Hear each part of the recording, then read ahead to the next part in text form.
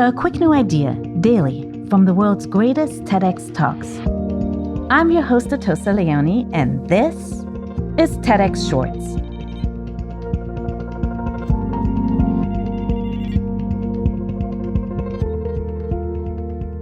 If Rob Landis had been told as a kid that all his violin training would have led to a career playing music in video game character costumes, he probably would have laughed.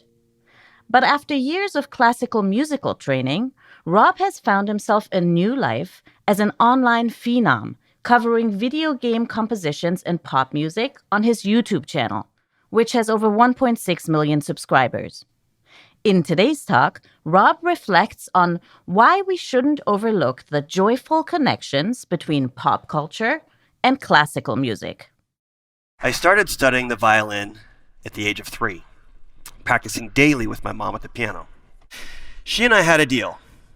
For every hour of violin practice, I would earn an hour of video game time. Now, I loved video games, so by the time I was 13 years old, I was soloing with orchestras, winning competitions, and practicing 3 to 4 hours a day.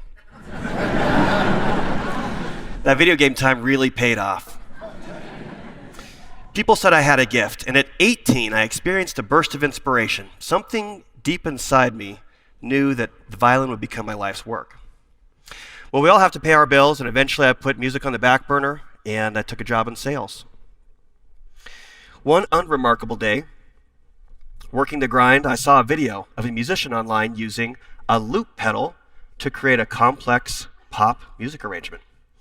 Now, I'd been studying music for 27 years, but I had no idea this type of technology existed. I immediately purchased my first loop pedal and began experimenting with it. Now, what a loop pedal does is it lets you record what you're playing live, play that back while you add other loops on top. Watch this.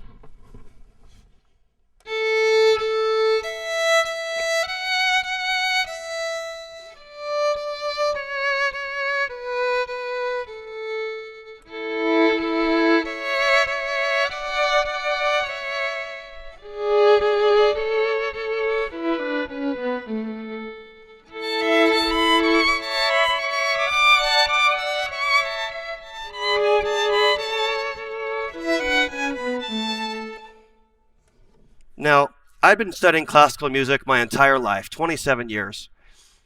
But the music I wanted to learn first with the loop pedal was not by Beethoven or Bach.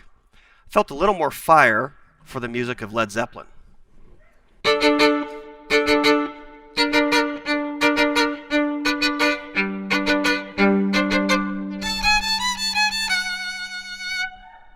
However, I was a little nervous to go public with my new hobby. Also, would my peers and teachers from music school think that I was playing lesser music than I've been trained to perform? Would I be rejected by both the pop and the classical worlds? I decided to make a YouTube video. I immediately began to think about my next song. Something by AC/DC. Enter Mom again. She desperately wanted me to record Leonard Cohen's Hallelujah.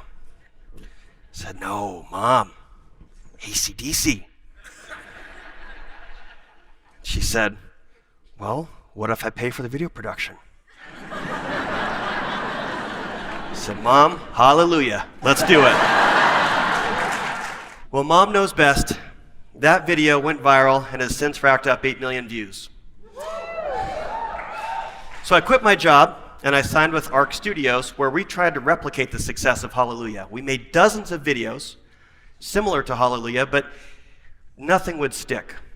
It wasn't until we combined the interest of my audience with my passion that we began to find some consistency.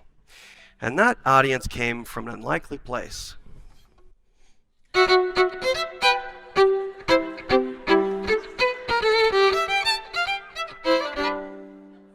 There's a 15-minute video of that on YouTube if you want to see more. The classical music world rejected me, but I was embraced by video gamers. I broke through a barrier and reached an entirely new audience that was eager to hear me play my violin. My early years were spent practicing the violin so I could play video games. Now, video games help me earn a living by playing my violin.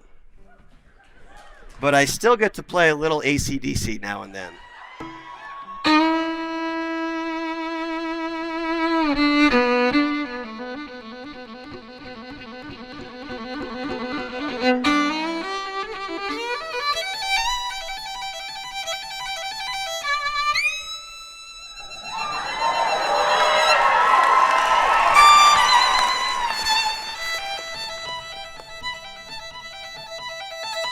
The TEDx talk you just listened to was recorded at a TEDx event in Salt Lake City, Utah.